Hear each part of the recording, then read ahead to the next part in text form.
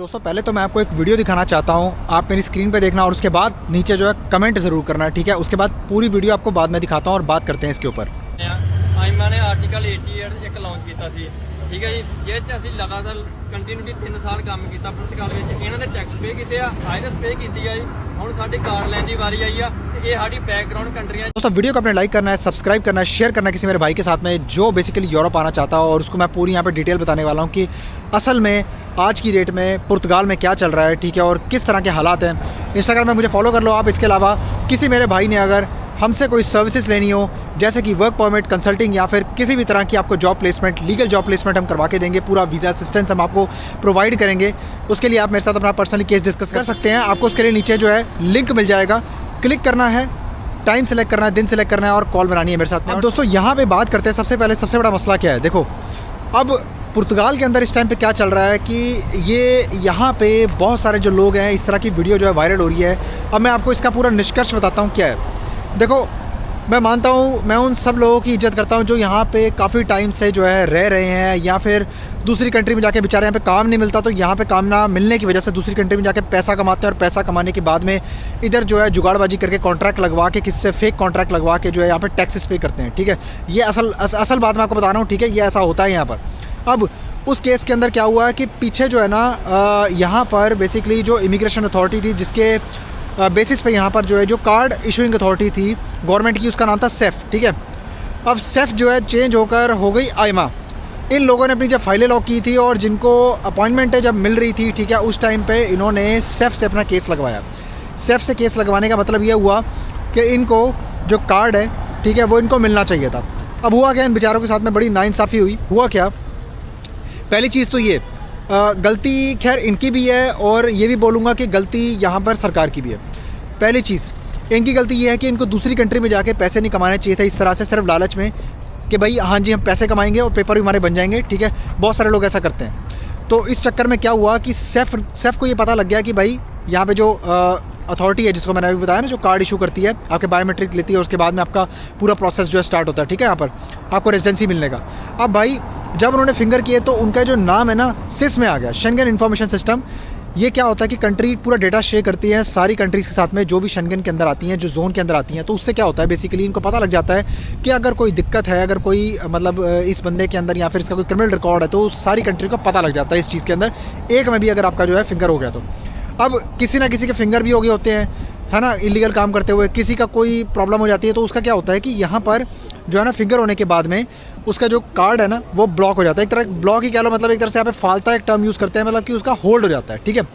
तो होल्ड हो जाता है, इसका मतलब ये है कि ये डॉक्यूमेंट्स प्रोड्यूस करो, या फिर आप जो है ये जाके इसको अपना सिस्टम से नाम हटवाओ, या फिर कुछ ना कुछ ऐसा करो, ठीक है, कि जिससे जो है हमें साबित हो सके कि आप यहाँ पे पुर्तगाल में लीगल तरीके से रेजिडेंसी लेना चाहते हो, और हमें यहाँ पे आप जॉब दिखाओ, कॉन्ट्रैक्ट दिखाओ, बड़ा कुछ मांगते हैं। अब पहली चीज़ तो गलती ये होगी कि इनको दूसरी कंट्री में जाके कमाना नहीं चाहिए था। दूसरी चीज़ मैं यहाँ पे बताता हूँ, चलो मान लिया यहाँ पे काम नहीं है, लेकिन भाई देखो अगर आप पुर्तगाल में अगर आए हो, अगर आपने यहाँ पे पेपर अपने लॉक करवाएं, यहाँ पे अगर आप रहना चाहते हो, ठीक है, तो प्लीज़ मेरी आपसे एक ही गुजारिश है, गलत काम ना करो, ठीक है। गलत काम के सपोर्ट में मैं नहीं हूँ। लोग बहुत सारे ऐसे भी हैं, ठीक है, जो इस चीज़ को क्रिटिसाइज़ भी करेंगे, लेकिन मैं हमेशा वही चीज़ डायरेक्ट बोलता हूँ जो मेरे को सही लगती है, ठीक है, जो असल में सही है। आप किसी कंट्री के अंदर आए हो तो उसके लॉयर बन के रहो आप, ठीक है। उसके साथ में आप धोखाधड़ी मत करो कंट्री के साथ में, सरकार के साथ में। अब यहाँ पे दूसरी गलती क्या है, सेफ। जब सेफ ने इनको फिंगर जब इनके ले लिए, जब उनको पता है कि भाई ये बंदे ऑलरेडी लीगल थे यहाँ पे, मतलब लीगल हैं, ठीक है, अभी भी लीगल हैं, तो ये जो लोग हैं, ठीक है, यहाँ पर आपके टैक्सेस भी पे कर रहे हैं, सब कुछ कर रहे हैं, उसके बावजूद जो है आप इनको कार्ड नहीं दे रहे। कम से कम इनको मौका तो दो आप। जब इनको मौका देते ही नहीं, जब मौका तो इनके कार्ड नहीं आते, ठीक है, तो फिर बंदा परेशान ही होगा ना, तो इस तरह के प्रोटेस्ट ही करेगा।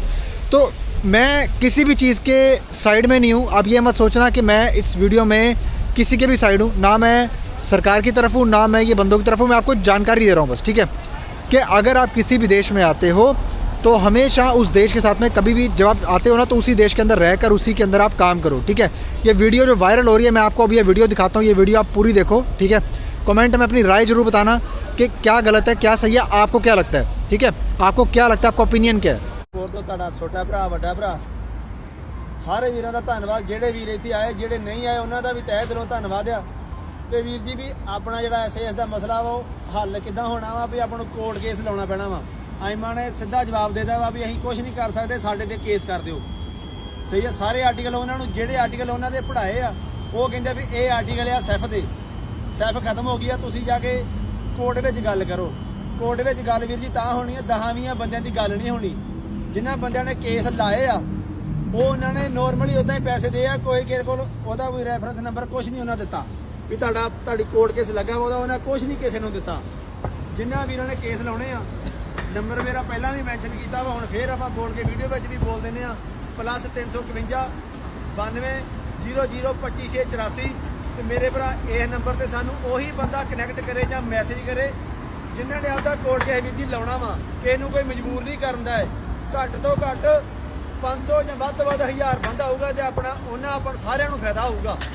ਉਹਦਾ ਕਿਸੇ ਨੂੰ ਕੋਈ ਫਾਇਦਾ ਨਹੀਂ ਹੋਣਾ। 2010 ਬੰਦੇ ਇਕੱਲੇ ਤੁਸੀਂ ਕੇਸ ਲਾਏ, ਸਾਰਿਆਂ ਨੂੰ ਪਤਾ ਵਾ। ਅੱਜ ਖਾਲਸਾ ਵਾਹਿਗੁਰੂ ਜੀ ਫਤਿਹ ਜੀ। ਬਾਈ ਪ੍ਰੋਬਲਮ ਜਿਹੜੀ ਅਸੀਂ ਅੱਜ ਆਇਮਾ 'ਚ ਆਏ ਆ, ਆਇਮਾ ਨੇ ਆਰਟੀਕਲ 88 ਇੱਕ ਲਾਂਚ ਕੀਤਾ ਸੀ, ਠੀਕ ਹੈ ਜੀ, ਜਿਹਦੇ 'ਚ ਅਸੀਂ ਲਗਾਤਾਰ ਕੰਟੀਨਿਊਟੀ 3 ਸਾਲ ਕੰਮ ਕੀਤਾ ਪੁਰਤਗਾਲ ਵਿੱਚ। ਇਹਨਾਂ ਦੇ ਟੈਕਸ ਪੇ ਕੀਤੇ ਆ, ਆਇਰਸ ਪੇ ਕੀਤੀ ਆ ਜੀ।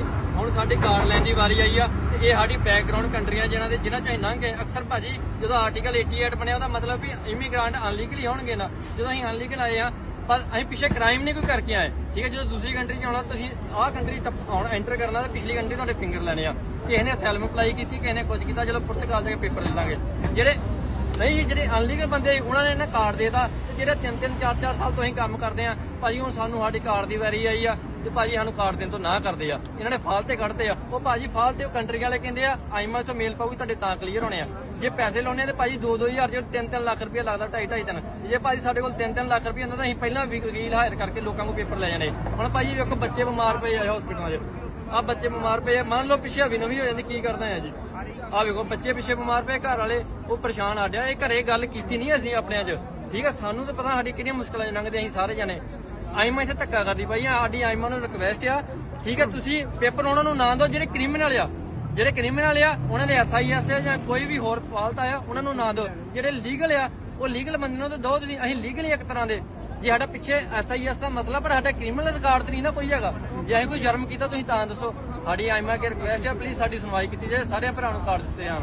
ਵਾਹਿਗੁਰੂ ਜੀ ਕਾ ਖਾਲਸਾ ਵਾਹਿਗੁਰੂ ਜੀ ਕੀ ਫਤਿਹ। ਇਹ ਗੱਲ ਨੂੰ ਭਾਈ ਵੱਧ ਤੋਂ ਵੱਧ ਸ਼ੇਅਰ ਕੀਤਾ ਜਾਵੇ। ਹੋਰ ਮੀਡੀਆ ਵਾਲੇ ਟਿਕਟੌਕ ਵਾਲੇ ਬਥੇਰੇ ਆਉਂਦੇ ਆ ਜੀ, ਜੋ ਪੁਰਤਗਾਲ ਦਾ ਨਿਊਜ਼ ਆ, ਜਿਹੜਾ ਵੀ ਨਿਊਜ਼ ਚੈਨਲ ਉਹ ਵੀ ਸਾਡੀ ਹੈਲਪ ਕਰੇ ਜੀ, ਸਾਨੂੰ ਹੈਲਪ ਦੀ ਲੋੜ ਆ। वाहिगुरू जी का खालसा। वीडियो को अपने ज़्यादा से ज़्यादा शेयर करना है ताकि लोगों को नॉलेज मिले, ठीक है, कि इस तरह का काम नहीं करना चाहिए। जिस कंट्री में आए उस कंट्री में रहना चाहिए और इसी कंट्री में काम आपको करना चाहिए।